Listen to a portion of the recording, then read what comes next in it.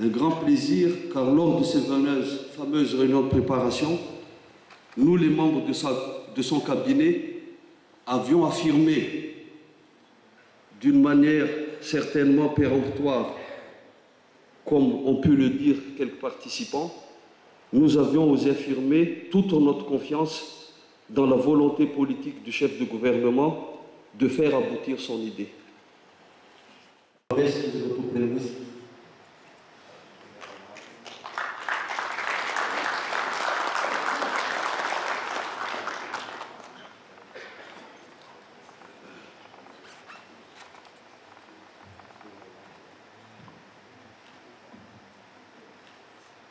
Messieurs les présidents des institutions et leurs représentants, Mesdames et Messieurs les membres du gouvernement, Excellences, Messieurs les ambassadeurs et Mesdames et Messieurs les représentants des organismes internationaux,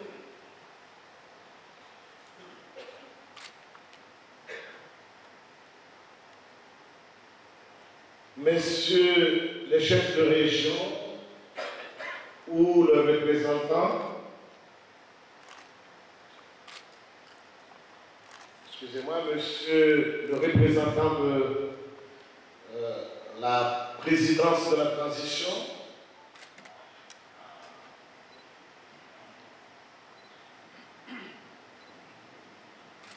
Messieurs les représentants des confessions religieuses,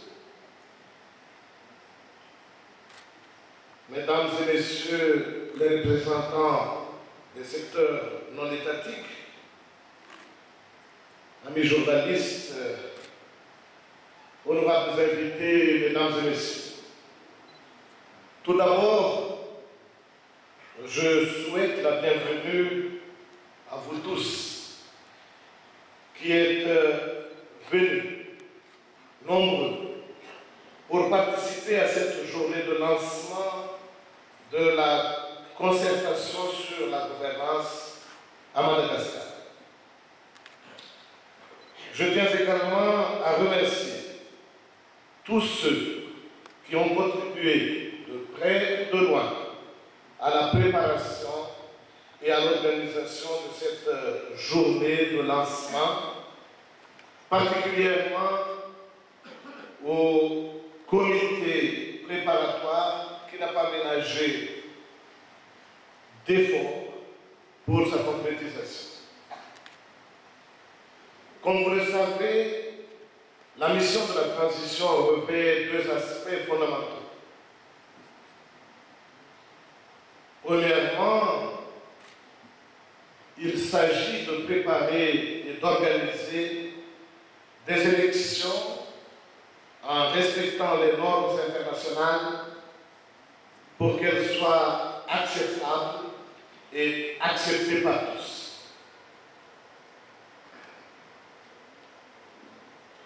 Et en deuxième lieu, il s'agit de gérer les affaires courantes pour qu'entre autres, l'administration, le service public fonctionne comme cela se doit dans un État qui respecte l'État de droit.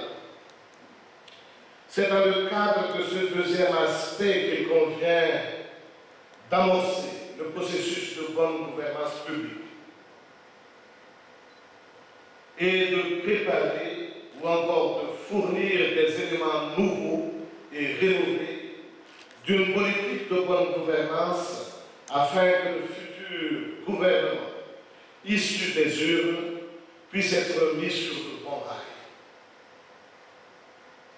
Et ce, afin que la confiance soit restaurée entre les gouvernants eux-mêmes d'une part et entre les gouvernants et les administrés d'autre part.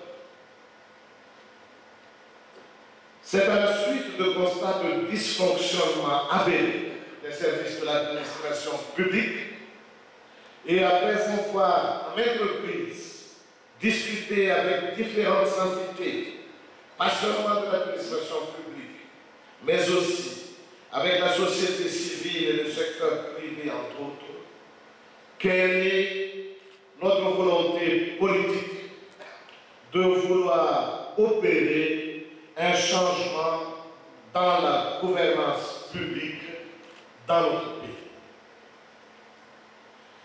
Ces constats de dysfonctionnement au niveau de l'administration se manifestent sous plusieurs aspects et génèrent, hélas, des réalités scandaleuses, inacceptables et regrettables.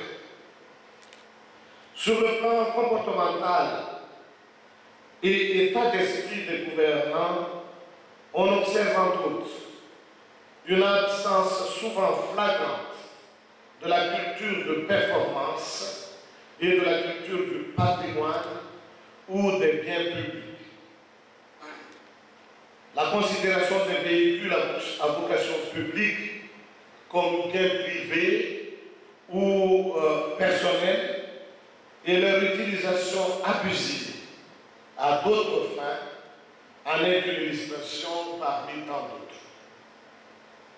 Mais sur le plan de l'organisation et du fonctionnement du système et du mécanisme administratif, il y a, nous le savons, beaucoup à dire.